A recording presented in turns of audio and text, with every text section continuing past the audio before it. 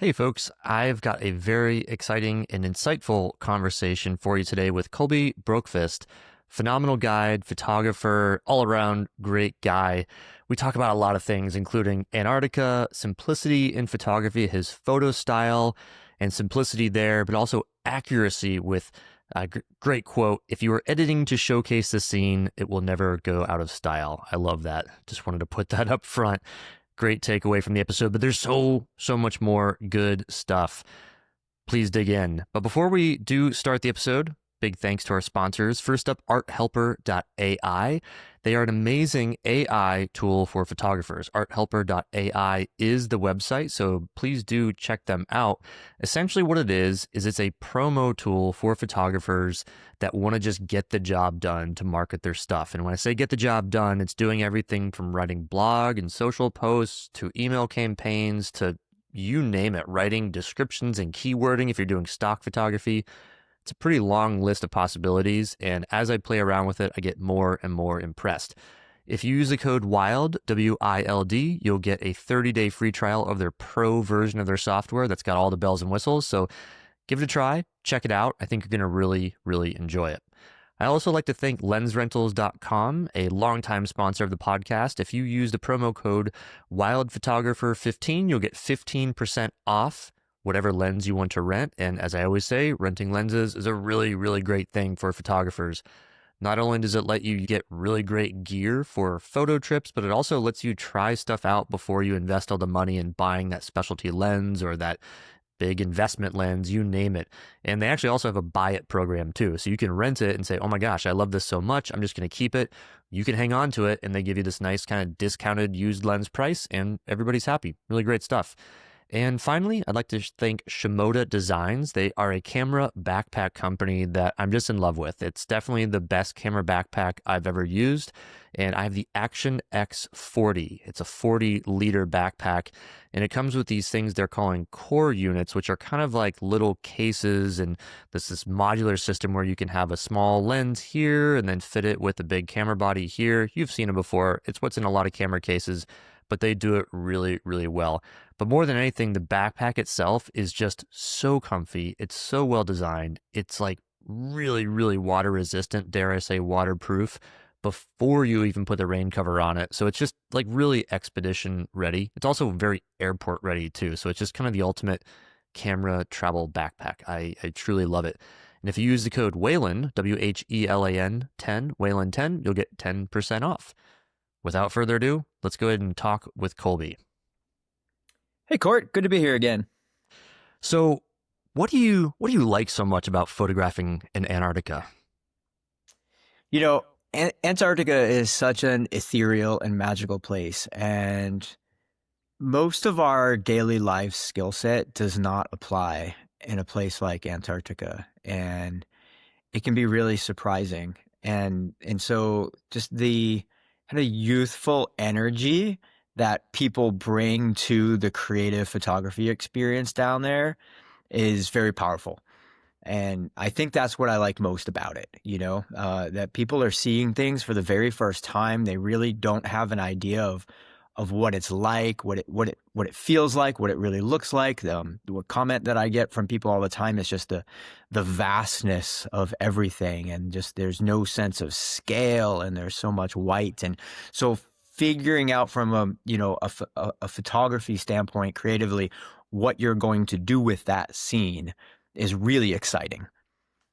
So yeah, you hit on something that I was going to ask. So I'll ask it now is I've always known you to have a pretty unique approach to walking up on a photo opportunity. You are not the photographer, or you didn't used to be the photographer that just goes up and starts snapping right away. It's like, okay, just snap in all directions and, rapid fire. You are quite intentional. And you can tell that you're thinking as you walk up on these photo ops. What is your approach to walking up on a photo and maybe picturing a glacial scene or a snowy scene or penguins or anything that you can think of in Antarctica? What's going through your mind as you see that image that you want to capture in some way, shape, or form? Yeah. My mantra is walk up with your camera down. What are the chances that when you show up anywhere to Antarctica and you step ashore for the first time, or you come up on deck in the morning and they're seen, or you're somewhere else and you just get out of your car and you step out, we have this inclination to, oh, this is so exciting. This is what I came for. And you pick up your camera and you start going. And then it's not about being immersed in that place and the feelings of that place. You're now looking through your camera and everything is literally through the lens of your camera, and it disconnects you from that place. And you start thinking more about, composition of what happens to be in front of you or the settings to try to get the exposure correct. And you're not in that place anymore.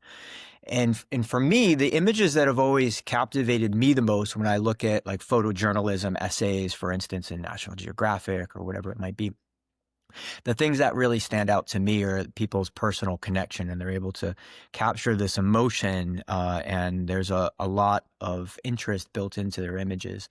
And having worked with a lot of professional photography and video teams as a guide over the years, I've found that they do a lot of talking and thinking and walking around before they actually even make an image. They'll go over here and they'll look through their camera or their viewfinder, and then they'll go over there and look somewhere else, but they never really try to compose an image and put it down. They're just thinking about the place. And so for me, when I'm leading photography trips, they're usually with people that have not been to those places before, and they don't know what that destination has to offer. They haven't felt the feelings yet, and they haven't come to understand the things that are important. We move past once we spend time in a place and we immerse ourselves. We move past these things that are obvious, and you start finding the things that are unobvious. Or how about this, Court? You start noticing what is most of interest, because sometimes actually the obvious thing is the thing that's mostly of interest, right? We could think about that of wildlife photography. It's like there's a grizzly bear and cubs there. They are the thing that is the most interesting, right? And it's obvious. But sometimes the most interesting thing isn't obvious. You learn it through a story from your guide, or something somebody else notices, or something that you recognize with your own senses. And so to give ourselves time to recognize that as a traveler, I think is important. And then even more so as a photographer, we're going to make a story for ourselves and for the people back home to bring us back into those moments. And so recognizing what's special about those moments is important. And we can only do that by physically being present, not just wielding our camera right from the onset. What advice would you have to help someone cultivate that skill? Because I think when I'm walking up on a scene, you know, it's hard for me to not take photographs right away, to be totally honest. I usually do look through my viewfinder. But if you were wanting to be more intentional about your photographs, is it as simple as just giving yourself 10 seconds for starters? Is it just as simple as doing it? Or is there something deeper within the psyche that might help you when you do get on that photo trip and you are in front of that landscape or even that wildlife, the bear and cubs? How might you help hone that practice? Yeah. Well, let's frame out what's actually happening, right? When we show up to a new place, or you as a traveler, as a photographer, you're excited about seeing that place. You're excited about the opportunities for photography. It's good to, honor that feeling. You don't want to take that away from yourself or hold yourself back, create anxiety because you feel like you're missing opportunities to be making images, especially if other folks are with you and they immediately start picking up their cameras. Oh, what am I missing right now? Certainly there's an amount of energy and excitement. And when you walk up, if something is very inspirational for you and it's like, this is it, this is the moment, this is what I came for, like make that image. In the long run, it might remind you of arriving. It might just be documentary in the long run also, but that's okay. Like there's no wrong way to take a photograph. There's no bad images in the end when we think about travel images in terms of your own catalog and remembering your trip and bringing you back to those places. But when we start thinking about, all right, now I want to start making exceptional work, not just documenting my own experience, that's where we need a lot more intention. And so after that initial arrival, I put my camera down and I encourage everybody around me to do that. And that might mean having it down slung, around my hip or something, or it might mean literally just putting it in the bag and going for a walk for a little bit and just really trying to be present and to notice things and to do things that are not photography.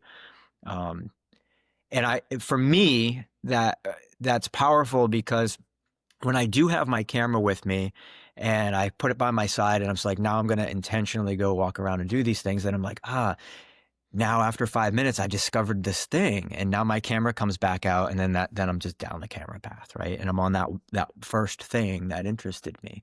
Where if I put the camera down and I just take a walk around for a while, I say, oh, that thing's really interesting. I don't have my camera right now, but I can come back, and then I'll keep walking, and then I'll find something else. And and so then I get to build an idea of a shot list in my mind. I get to decide what opportunities I want to prioritize.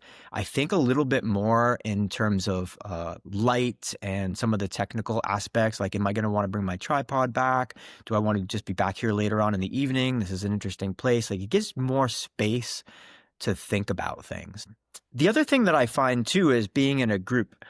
And if we can cultivate this like sort of culture of creativity around ourselves when we're traveling in a group, where everybody can talk and see, oh, this is what I'm doing, or check this out over here, and do you all notice this thing that's happening right now? That can be very inspiring as well. And again, if we're all just looking through our cameras, kind of doing our own thing, then we lose social connection with each other as creative artists. And yeah, so as a guide, that's one of the things that I always try to bring to the table is open communication and dialogue between all of the photographers, where we're all sharing what we're noticing and what's happening. Yeah, I think that's absolutely brilliant because, it gives you the chance to spend time looking and finding the thing that is exceptional in the environment, because that's what we're really trying to take a photograph of. I mean, there is the documentary side, right, where you're saving a memory, you're photographing what that landing on that gravel beach might have looked like in Greenland, but it's really what is a thing that makes this place so unique, and spending that time without your camera, without photographing 100 shots in 10 minutes to really find that and look for that. I think that's a really, really powerful technique.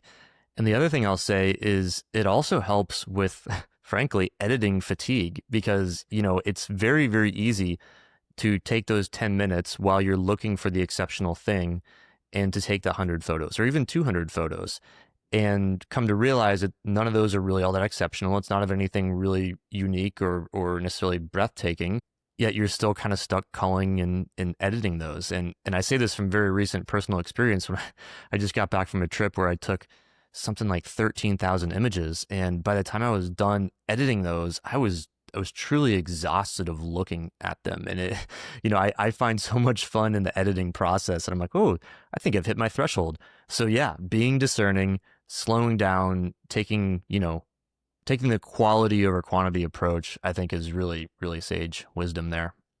Yeah, I agree. Uh, a comment on that too, Cord, is there's a time and a place for really pushing that trigger button when everything is right. You know what you're doing. You have an image in mind. You've thought about the composition, the technical stuff is good, the light is good, the time of day is good, and then boom, the trigger goes.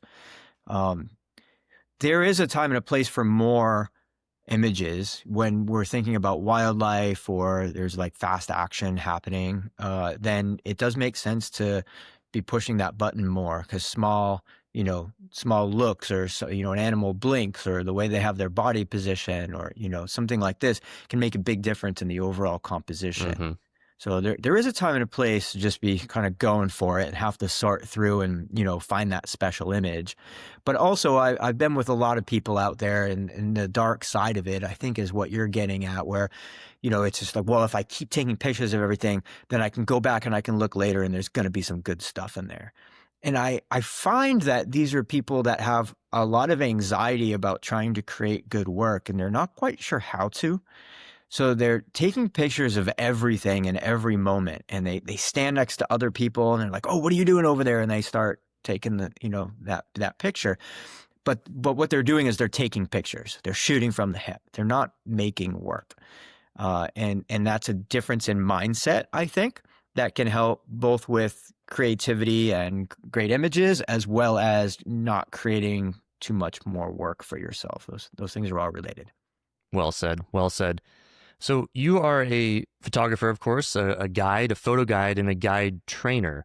What have you learned, perhaps some of the biggest stumbling blocks for someone who maybe goes on a couple photo trips a year? They're a very passionate photographer, but they kind of put all their eggs in those baskets, meaning they're not a day-to-day photographer. They're not honing that muscle memory. Is there anything that you can add? Of course, the intentionality behind photography, I think, is an excellent point, and I'm so glad we started with that one. But any advice you'd have to people that, again, might go on a couple photo trips a year, but not doing it all the time, all day, every day, how would that person think, plan, prepare, and maybe, execute their photography on those couple of photo trips a year? Yeah. I have a buddy that's also a travel photographer, and he leads a lot of trips. That's his primary thing is travel photography trips. And he does an introductory slideshow about composition, and he shows just beautiful images on a PowerPoint presentation, so like blown up on a screen on the wall. And he walks you through some compositional techniques for the regions that he's guiding in. And he goes on to say that the best camera is the one, the one that is in your hands at the time. And he's doing it kind of tongue in cheek because, the Canon and the Sony and the Nikon people like to kind of grind on each other a little bit, and he's kind of over it, right? And he's like, I don't want to do this. He's like, the best camera is the one I had with you. And he's like, if I told you that there's iPhone pictures in my slideshow that I just showed you, what would you think about that? And people are like, oh, come on, those are incredible images and the blah, blah, blah, blah, blah. He's like, I can tell you that there's iPhone images in there and you can't even tell the difference. And then people have a lot of comments on this and that and the other thing. And then after a minute or so of conversation, he reveals, he's like, the honest truth is every single picture you just looked at is with an iPhone. Oh, And, man, and the reveal.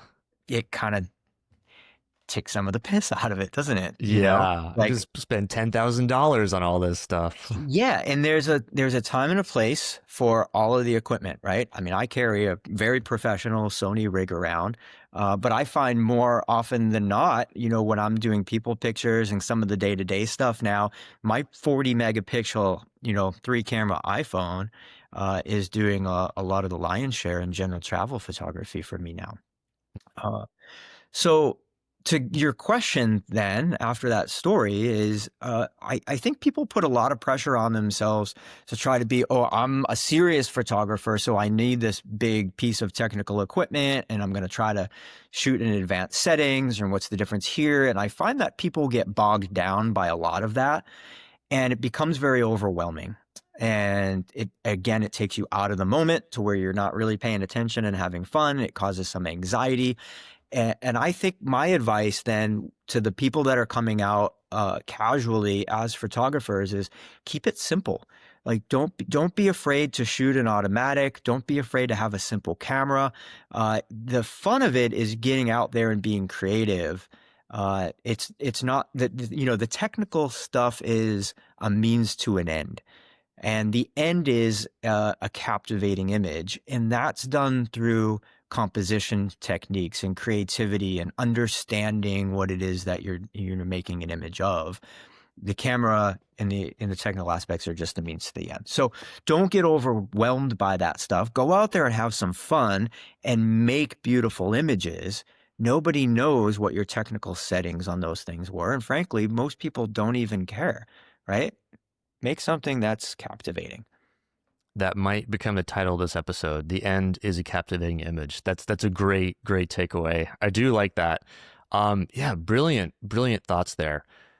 So you've been guiding for a while and you've been training guides for a while. If someone were to want to get into being a guide, or maybe more specific to this podcast and this audience, a photo guide, what are your thoughts on that? Like, what's the process? What's the likelihood one would succeed? even if you had no background in guiding or biology or photography, maybe you have a lot of all of that and you've just never guided before.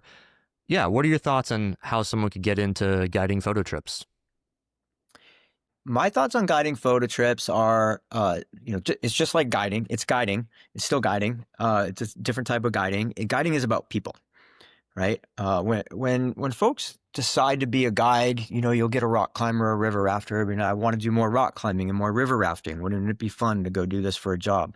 Same thing with photography. Wouldn't it be fun to go take pictures, for a job? And it is. And as photo guides, we get to make some amazing images, and we're out there, in the field all the time. And over time, just by virtue of being in a place, there are a lot of opportunities arise for our own photography.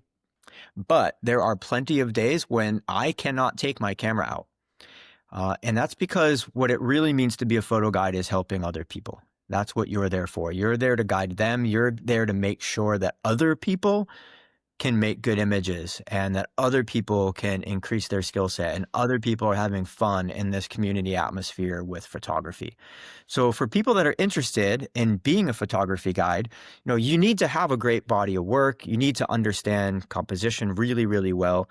You need to be able to talk and teach about the technical aspects with all kinds of cameras and equipment, and be able to help people, with their own ability to make images.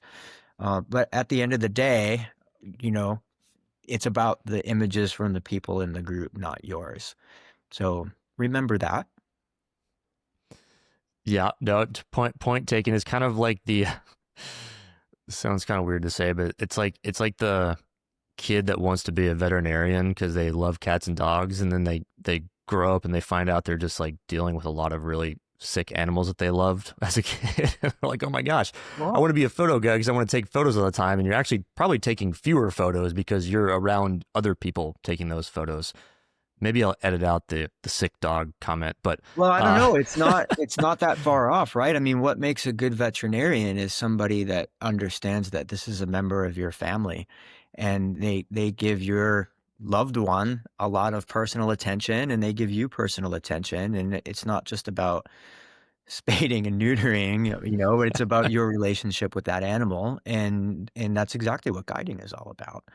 And a good veterinarian, they're the ones that know the names of the owners and the names of the animals and can make those connections. And it's the same in guiding. That's what we're there for. It's not about spaying and neutering. It's not about aperture and shutter speed. It's about the people and their experience when they're there with you. dang, good save, Colby. That's why you're the pro. I got you, Court. So yeah, I love the philosophy, and that sort of just wet my whistle for digging in more on kind of the getting into the photo guiding. So obviously someone needs to keep in mind that it is still guiding. It is about the guest. It is about what it's definitely about what they take away from the trip, and you helping them get good images. But what are some thoughts you have on ways someone that, maybe has, gosh, maybe never guided before or barely guided to get into this world? I mean, it's something that both you and I have been in for a while, and I frankly get asked this question a lot, and I'm like, I'm not sure if I would say the same thing, you know, 5 years and then the next 5 years and then the next 5 years, because I think it's changing a lot. Everything changes a lot, but what do you know about like the current climate into getting into this realm? I think photography is like a rider onto that. I mean, that's part of it. But it really is the world of guiding in the first place. So yeah, what's it like to get into that world right now? That's a great question. I also like your point of it's always evolving, right? Like, yeah, I get asked that a lot about just how do I get into guiding, and I think about the people that work alongside me, and we come from all kinds of walks of life, and there's no one mold. There's some foundational skills and abilities that we all need to have. Some of those you need to show up with, and some of them you can be trained for, but very few people are going to come with all of them when they apply for a job and they start working. Certainly as a photo guide or any guide in any realm, right? You have to have some basic subject knowledge and ability, right? You're going to need to have a good portfolio of work. You're going to need to be able to teach people. photography.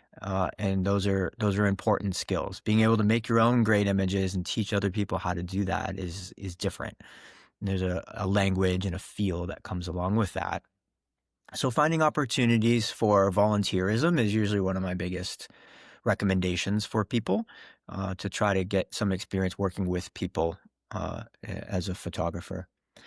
But then past that, I find that operators have different needs at different times as well.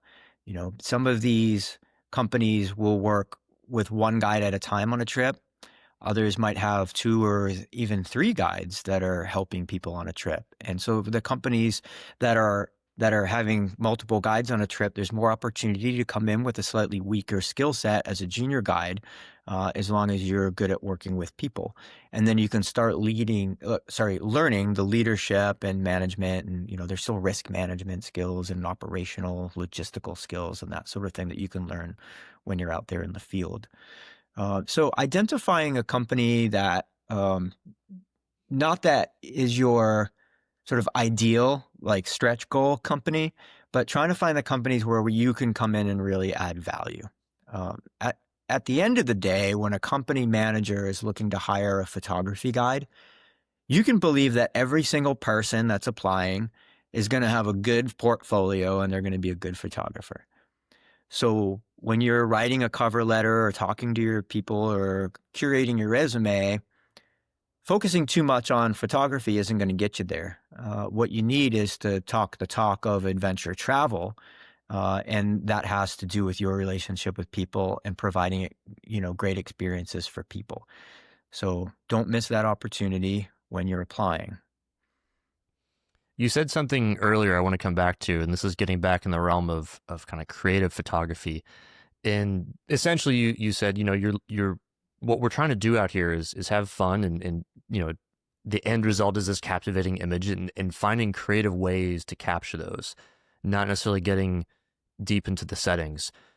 So I want to ask you about camera settings. No, I'm kidding. We'll get to that in a second. But no, I want to touch on the creative aspect. And I know that it's going to be hard to explain this off the cuff. But I'm wondering if you can kind of maybe paint the picture, or maybe you have some tools in mind of, when you are landing on that beach in Antarctica, or you are in a zodiac in Greenland, or you're rappelling down a canyon in the American Southwest. Like, when you say looking for creative images, what are you looking for? And trust me, I realize that that's a hard thing to answer without being in that place. I don't know what the flowers look like next to that meadow, next to that mountain, but try to paint the picture for me of what really are you looking for? What are some tools that you have in mind for finding creative photos?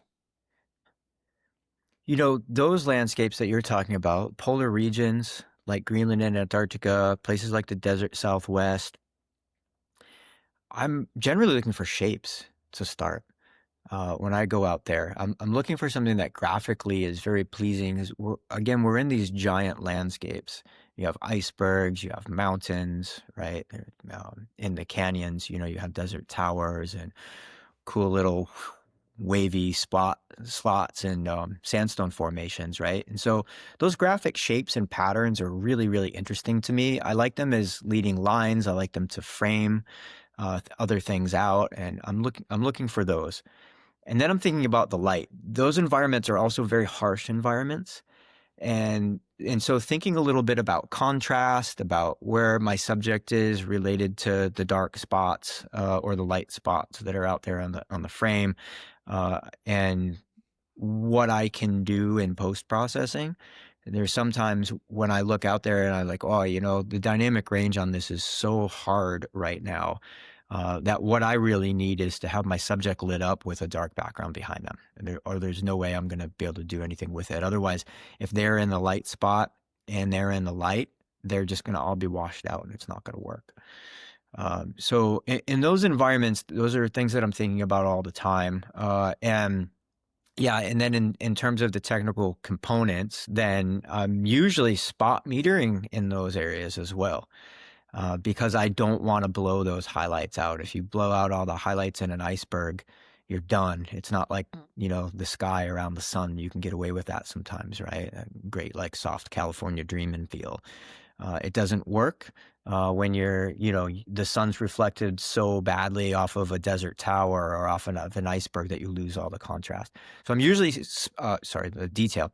So I'm usually spot metering on those things at the same time.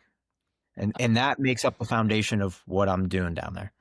Yeah, I'm really happy to hear you say that because I've been playing around with spot metering a lot. And I say playing around because I really haven't used it a lot in my career because a lot of the stuff I'm doing is wildlife photography, and it's just really, really tough when you're photographing a backlit animal to spot meter and then blow the sky completely out. It's much more of like a judicious decision of where you're going to meter, where the lights and the darks are going to be.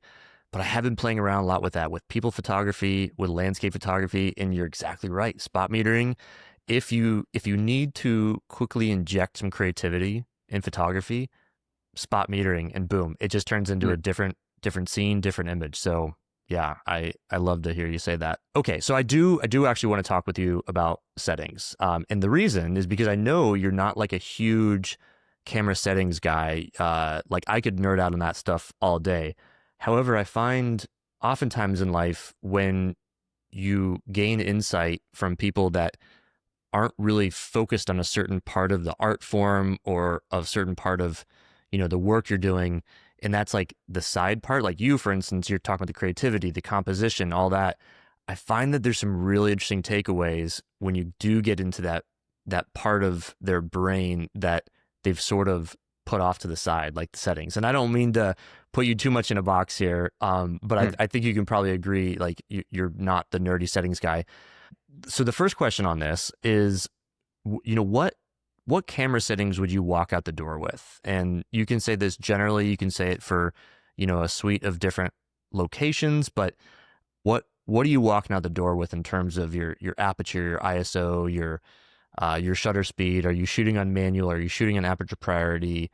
Right. Even white balance, that kind of stuff. Like what's your go-to? Yeah. Yeah. I can run through that for sure. And I do have preferences. Um, just your comments about not being nerdy about the technical stuff. I do subscribe to that. I think that's fair. But I do have to say, like, understanding those things are important. And when you'll hear the second part of your, question, I'll answer it in a minute, and I'll give you very specific settings that I use. And it's not because that happens to be what my camera was set at out of the box. It's because I know the technical aspects and have chosen these things to fit my own shooting style.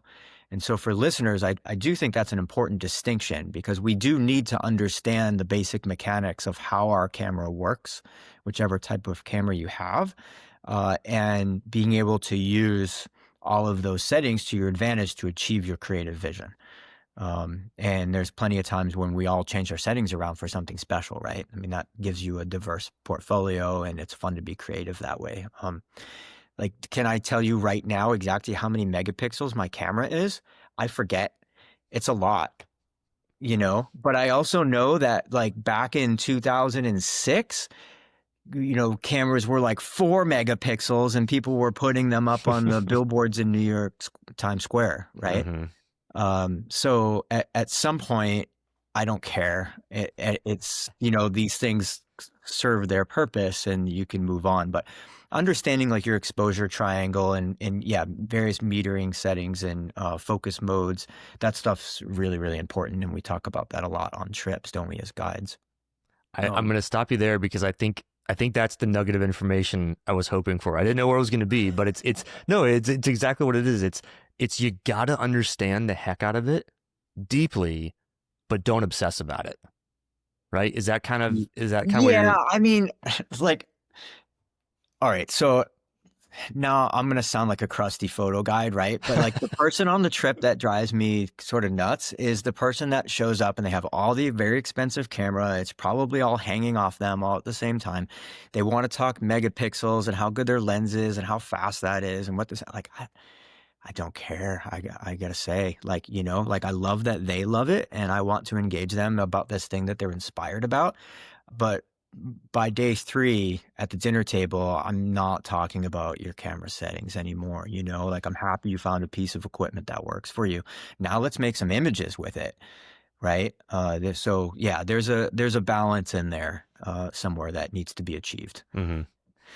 Yeah, Okay, I did cut you off. I do want to hear yeah. if you do have some walk out the door settings for for your average photo trip. So for me, my perspective is in adventure travel settings, which most photography trips are going to be that, and these are dynamic adventure environments where we don't really know what's going to happen next. And so for me, I'm always set up for fast action.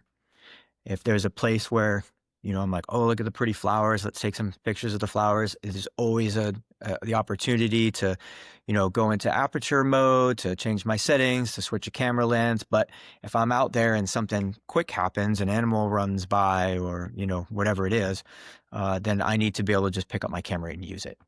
So I'm always out there set up to where I can handhold my camera and then some. Like maybe I'm hand holding and there's a moving animal. And so I'm always trying to have a shutter speed that doubles my focal length. So, for instance, if I'm shooting at 300 millimeters, then I want to have a shutter speed that's at least 1/600, so double the 300.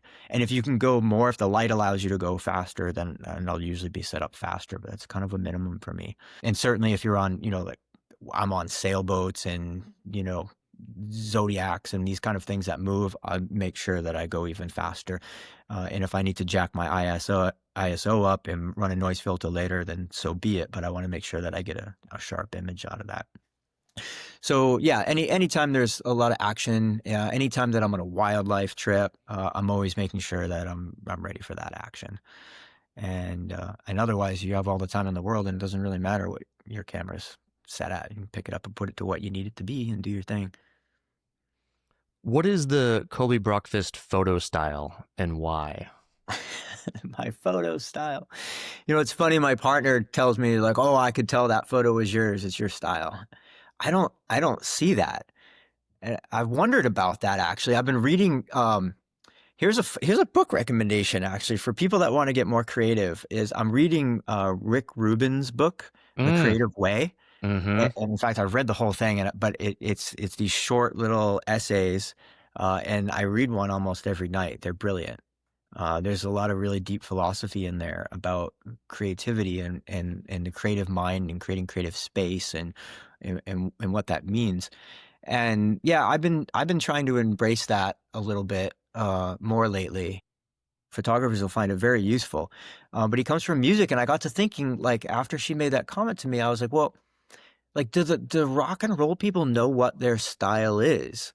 And then there's an interview years ago with Angus Young of AC/DC, and they were going to make another album. It was, I don't know, like in the 90s or something maybe. And they're like, what's this album going to be? What are you guys going to do? And he's like, what do you mean, what are we going to do? Like, we're going to rock. You're not going to, like, we're not going to make a ballad. That's not what AC/DC does. And I thought, oh, wow, this guy is like really in the box. It changed the way that I thought about that. I'm not an AC/DC fan really, but like it changed the way that I think about like them and their music. And then I was like, well, Guns N' Roses is kind of in the same genre, but we got November Rain, right? And that's a great Mm-hmm. one. And Mm-hmm. so anyway, I was like, am I that person like that is so specific about what I'm doing? And I spent a lot of time looking at my catalog, and I do think there's a lot of diversity that's in there. But I think in terms of editing style, I do tend to edit a particular way, and I'm mostly self-taught with like YouTube videos and that sort of thing. Outside of, I took a lot of darkroom classes in high school and university. Like I did a lot of art classes and photography specific classes, and so we would get critiqued, and I hold those lessons tightly and dearly from getting my work critiqued. But now I don't really have anybody that does that. Oh, can you share any of those lessons that are still with you today? Well, yeah, but what I was going to say is I think that when you look at your images, if you look at them and you're like, this is my style, like everything always matches the rule of thirds, and it's always in like golden light in the evening. Mm. That's a detriment to, style, right? You do need to think out of the box, but when you're editing, I think that you do need to have a style. because people want to recognize your work. And if you're just kind of doing different things all the time, it's more experimental. And when you're, young to photography, that's fine. Keep experimenting and learning all these new techniques and find, what it is that you like and what looks good to you. But at some point, sooner rather than later, you do need to settle on an editing style. You could be dark and moody. You Mm-hmm. can use, contrasting, complementary colors. Some people really like the HDR look. Whatever it might be, land on that and make that your style. But don't get so caught up in style that you lose your creative force out in the field. Mm-hmm.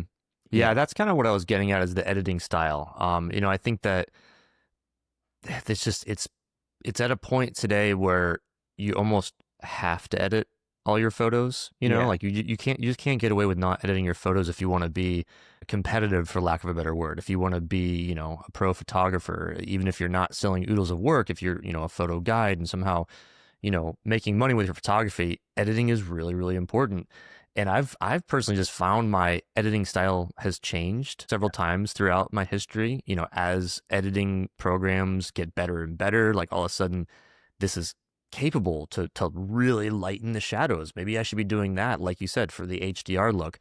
Yeah. Or we're seeing so much of that now because it's so feasible, it's so easy to do on the biggest specs cameras. I mean, you can take photos in the dark. You can make shadows completely normal lighting.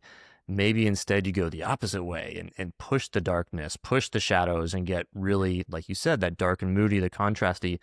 And now with social media, you're seeing not just the use of filters, but the ability to really harmonize and choose these complementary colors. And yeah, I'll just find as I'm scrolling through someone's portfolio or album or their page on social media, and they're just it's all just this nice kind of matched, all greens and oranges or Yeah. blues, and it's like, oh man, like they got good style. But yeah, it's an interesting thing to think about, huh? Yeah. Okay. I have another comment, and it's going to play into you were going to ask what the advice or critique was from my Yeah. photography Mm-hmm. instructors, and it plays into this. So there's a couple things that's happening with the editing. And yeah, like there's been a lot of evolution in the software and what we're capable of as average people. There were a lot of things years ago that I wanted to do with my images that I would have been able to do in the darkroom, but I couldn't do on Photoshop because Photoshop was so complicated. Mm, And Lightroom and similar products over the years are so attuned to photography and making it easy. And they've pulled all those very powerful capabilities out of programs like Lightroom, and they've put them in a way that's usable for us. And it really helps to achieve your creative vision. And so knowing how those programs work and what's possible will allow you to achieve your creative vision. There's also all sorts of presets and things, and this is what comes mm-hmm. to, mind when you're talking about some of the stylistic things that's out there. And I think a lot of that is beautiful. Part of me also thinks it's going to be dated in another Mm, 3 years or 5 years. Some of the color combinations that are really popular right now are popular for a reason because they feel nice to us, and they're visually appealing. But too much like pink and teal, it's going to just start looking like normal photography after a bit, and somebody's going to say, how can I set myself apart? And then it's going to be like green and purple right next. And everybody's going to go green and purple, and if you have pink and teal, it's going to be like, oh, look how dated that is. mm-hmm. Whereas if you're editing to make your scene just feel like the scene, that's never going to go out of style. Like if your Mm, jungle always looks like a jungle, it doesn't look like a jungle in 2024, right? Then I think your work is going to last, and I think that you're going to be happier with looking at your whole portfolio over time. I'll say that with the caveat of This is sort of for us as average photographers or as travel photographers or maybe even fine art photographers.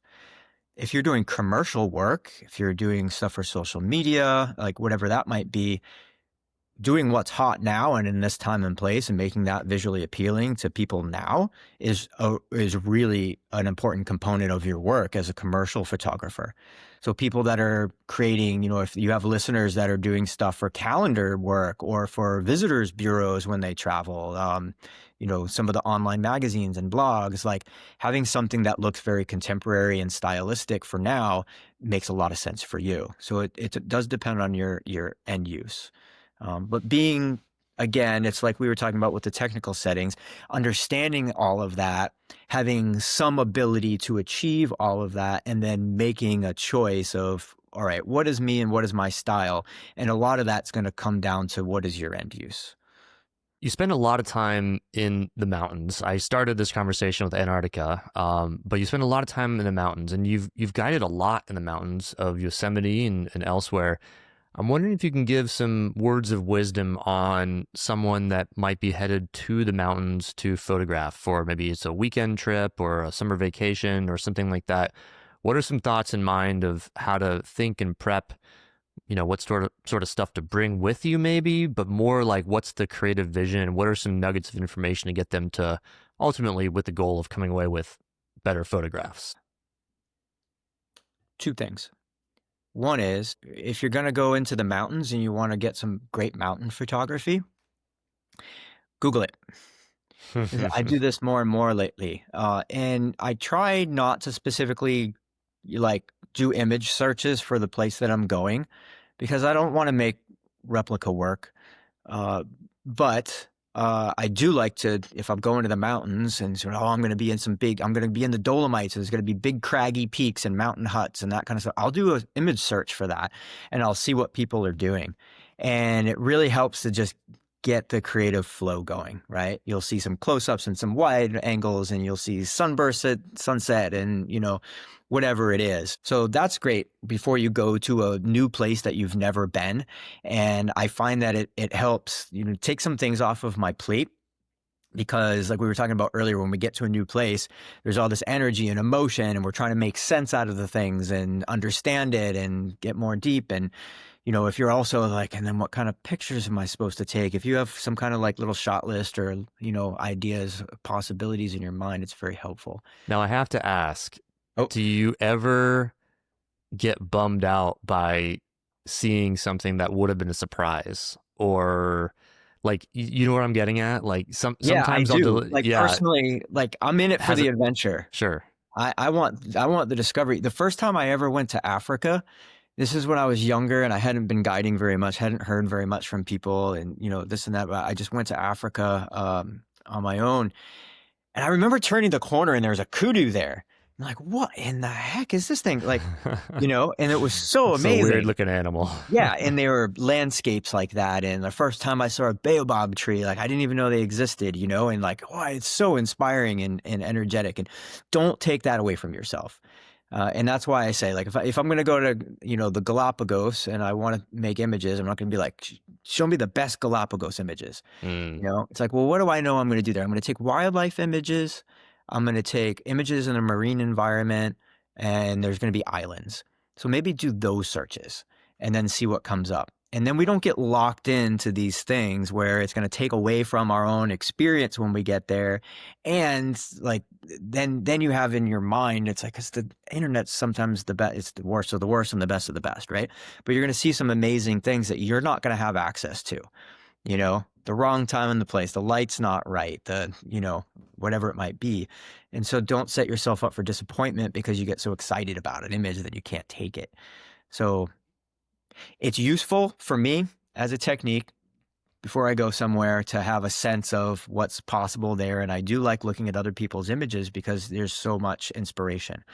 But I don't want to take away from my emotional experiences and I don't want to create derivative work. So I try to have guardrails on there for myself when I go out, And for those people that go on guided, experiences, it's the same. When you look at the catalog of these travel companies, mine included, it's going to be amazing images, right? from guides over like 10 or 20 years of being The there. best of the best. The best of the best, right? You're like those are some of the things that have happened on the trips, and we try to create exclusive opportunities for you, but you're not going to go replicate some of the best images that anyone's ever taken of that destination on a trip, right? It's not going to happen. So be judicious, put some guardrails on there, but also get those creative juices flowing, so you can make good gear choices, and show up with some intent when you get out there. And then the second answer to your question, then it leads into that is, just go light. Right. Once you've decided what you want to do out there, what kind of work you want to make, what equipment you need for that, and try to have a small kit. Just like the people that go out and they're just on machine gun mode trying to make images the whole time, they're taking images the whole time they're there, hoping something sticks. You can do the same thing with equipment. Oh, I'm just going to bring everything. Right. And then when you're in that moment, you see something and you're like, oh, now I need this lens, and now I need that lens, and then this thing, and the tripod. Right. And it slows you down. So I always recommend taking 2 lenses. Maybe they're both zoom lenses these days. The zoom lenses are so good. Or maybe you take a small, lightweight, little nifty 50 in addition to a wide angle lens and a telephoto or something. And then when you're out there, know how to use those. And it might not be the perfect lens that you instantly imagine for that scene, but you're going to be creative with what you have when you're there, and maybe take something that's unique. And in the meantime, you can move around, and it's so much easier to travel with a light kit. It's less to think about. There's less decisions to make. There's less to clean at the end of the day and organize, right? And it's just much more simple when you're traveling internationally to have a very small kit. What does the term conservation photography mean to you? Yeah. So, Court, you and I are both very much into conservation and sustainability. And photography is an art, and the purpose of art is to communicate things to other people through, in this case, imagery. So you're going to use their sense of sight to communicate something. And there's a lot that can be built into a captivating image. Once the person becomes captivating, then you have the ability to say something else.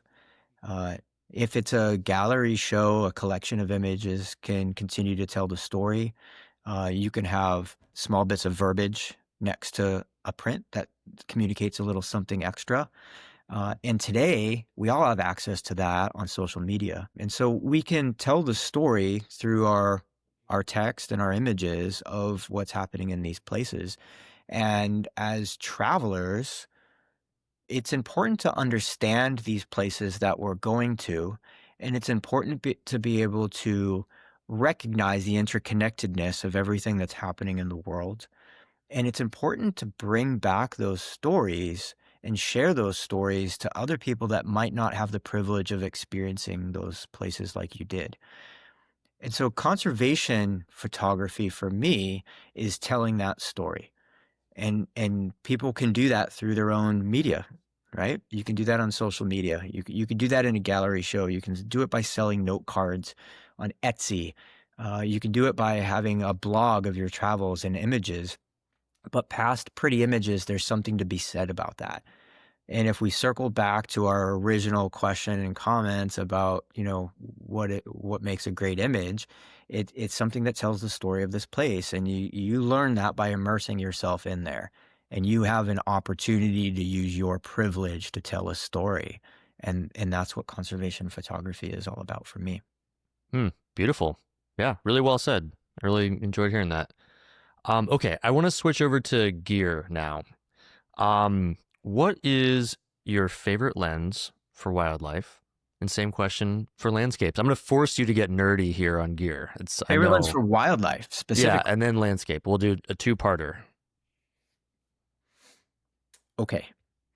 So my favorite, I don't have that much kit really. So I use my 100 to 400, f3.5 or f4, I guess f4 all the time. I shoot a Sony rig, but that's a common, right, workhorse lens for any system. And I am also going to say that it's my most favorite one for landscapes. Ah, All And right. Yeah. and so wildlife, nobody's going to be surprised. It's killer lens. It's fast. Great focus tracking on the Sony system. Most all the systems these days, right? So it's great. I can get pictures of birds in flight on the Drake Passage, you know, on a sailboat, just sharp albatrosses, in the waves and on the wing and bouncing around. So it's great for that. But the surprise is that it's also my favorite landscape lens. And I say that with the caveat of I spend my time in a lot of big, wide open landscapes, not in the forest. Um, but I'll put an asterisk on that, come back to that in a minute. And the reason I like that is because of the ability to compress things. Uh, some of your viewers might remember there's a, man, I'm going to get it wrong now, Court, but there's a really, really famous National Geographic cover, and it's in the Himalaya, and I can't remember what country, but you have these layers of mountains with golden light, and I think there's some kind of little temple or something, that's in the foreground, and you look at that and you're like, oh wow, like what a scene. And actually, the photographer took that at a great distance and moved around to line up all of those elements, and it turns out that the story behind that image is that he worked really hard for a very, very unique view and did that with a long lens, which was pretty unique at the time. And a telephoto lens at a long distance, and then a long distance like in real time, in real space, has the effect of compressing everything. Unlike a wide lens, will give you a lot of depth in your image, and you feel like, oh, I'm here, and now I can go way over there. When you take a landscape image through a telephoto lens, it compresses everything and it makes it all look like it's right there. And I love that look. And when you're in these big, wide open landscapes and you have, so triangular shapes of icebergs or mountain ridges, and you can line these things up and maybe put some people or a boat or something in there, it gives this grandeur to everything, and really makes it feel big. Yeah. And I love it. So that's my landscape secret. And anybody that goes to my website will see a lot of landscapes. And then the asterisk, so like the little pin in that I put is I also really love it for portraits of nature. And so again, if you're going to tell people, I want you to go out and take, intimate pictures of the forest, I think a lot of people are going to put on like some kind of wide angle or a macro lens, and they're going to go up there and they're going to kind of get close to stuff, and I would much rather be way back in a big, meadow looking at a boreal forest on the hillside and taking pictures in nice light of just all the shapes of the trees with a with a with a long lens. Mm. And so I love it for that. And I call those portraits of nature, where we're taking pictures of things close up somehow. But that doesn't mean you actually need to be close up to them. All right, a 3-for-1. So it's the 100 to 400 in all cases. No, I love it. I feel very similar to you with the compression of landscapes. It's an obvious choice for wildlife, but yeah, for landscapes, my favorite is to put on some sort of telephoto as well. It looks different. The, It gets you the X closer. Factor lens, though, the X Factor lens is a 20 millimeter with a Ooh. with a good starburst. Uh-huh. Because Yeah. not everybody, does everybody know that's listening? Like the ability to have a nice starburst depends on the actual parts that your lens is made out of. So you need, when the aperture opens, there's all these fans that are connected in a big circle, and so if those little like fan blades are cut in a little bit more, and there's a lot of them, then you can get a good starburst out of it. So Sony makes a decent one. My favorite was my previous rig was a Nikon rig, and there's a 20 millimeter 1.8 prime lens. That's one of the favorite lenses I ever had. And when I did decide to switch over to Sony, um, I had a hard time because of that Nikon lens, like leaving Sony. Yeah. Sony's got to make something like it, no? So they do. I own it. Oh, okay, Yeah. you got it now. It's, Good, good. what, like how maybe more people are familiar with bokeh, right? And you're like, oh, it's Hmm. such a nice bokeh, right? Like, any lens is going to have some bokeh, like it'll do it, right? But there's some that just like, wow, that looks really nice. And it feels smooth, and the size of the spots that it Hmm. forms are pleasing to you. That's how this starburst situation is too, Hmm. right? So different lenses have a different quality to them, even though they're able to do it. And the quality of that Nikon was something special. Still is for people that are using that system. Right. But Yeah, I I love can't. that lens for, you can get landscapes with starburst, and I use that as a little trick sometimes if maybe a scene is not as compelling as it could be, but something is happening that's really interesting, and I find the use case for that is travel photography. Like, this is the time and place that I'm here now, and I'm not going to be back, and I want to make an image of this thing because it's important to the trip or what's happening in the moment. But maybe the light's not particularly nice, or there's something else happening, whatever. I can throw a starburst in there, and it just gives it that little extra something that makes it special. But then there's also a time and a place where, you know, where everything is special already, and you can still do that. If you look at, there's a photography that I really like, Will Patino out of New Zealand. Hmm. And actually he does the reason I know him, not just because of his work, but he does a lot of tutorials on YouTube, and it's a wonderful channel for learning photography. And what's really special about Will is he'll just take you out with his GoPro and walk around and be like, here we are, we're taking images. This is what I'm thinking here. This is what I'm doing. And you get to hear his whole process as a professional. And I've learned quite a bit. But he loves the starburst. Okay. I'll have to put So a link to his channel in the show notes to check it get out. people Yeah. dialed in. Will Patino. Noted. Noted.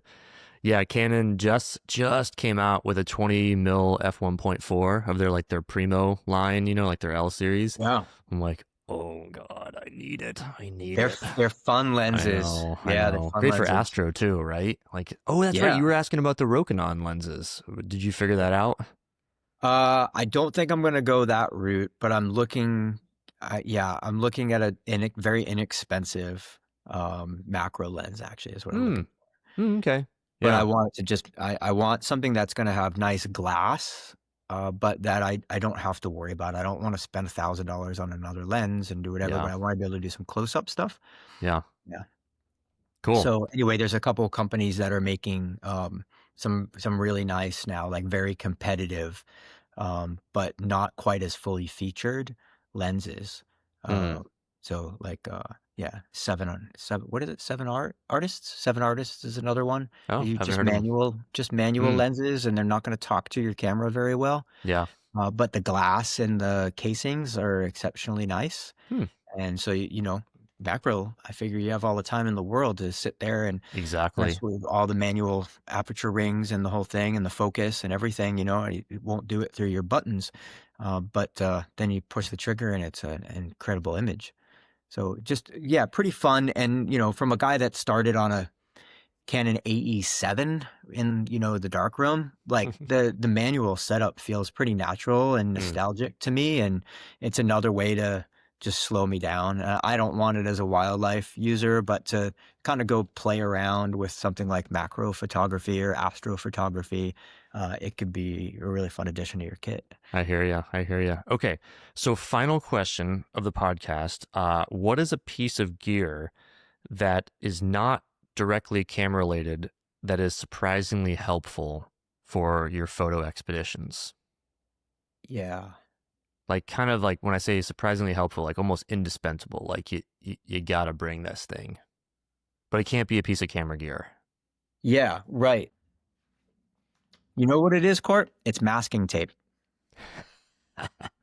Oh, that's a good Or one. electrician's tape. Electrician's tape works just as well. Yeah, because I like to put my camera in manual focus and then lock out the ring so it doesn't move. There's something particular, that's happening. I started doing this with Aurora photography because focusing is always tricky, and I always do it manually. There's some techniques for that, and then tape it down. But I find that I use it in situations where I have my camera on a tripod and I'm set up for something to happen, and I don't want the focus to change. One way to do that is just to tape that thing down and manual. And then I can be very specific about the spot. Yeah, like for instance, if someone is going to move into the scene and they're not there yet, the camera doesn't know where it's supposed to focus before that person gets there. And you can have difficulty with autofocus later. So, yeah, I'll put somebody out there, or I'll pick a spot on the ground where I know that person's going to be, or that animal is usually the case for me is going to be. And then I tape it down. And when the animal comes in, then push the trigger and I've got it. Brilliant. That's exactly the kind of thing I was looking for. Well, thank you. Well, Colby, that's a wrap. Thank you so much for joining today. I learned a lot of cool new tidbits, and you are the first official second-time guest of the Wild Photographer. So congratulations on that. Thanks for joining. Thanks for having me back, Court. I really appreciate it. It's always fun to talk. Well, folks, I hope you enjoyed listening to that conversation as much as I enjoyed being a part of it.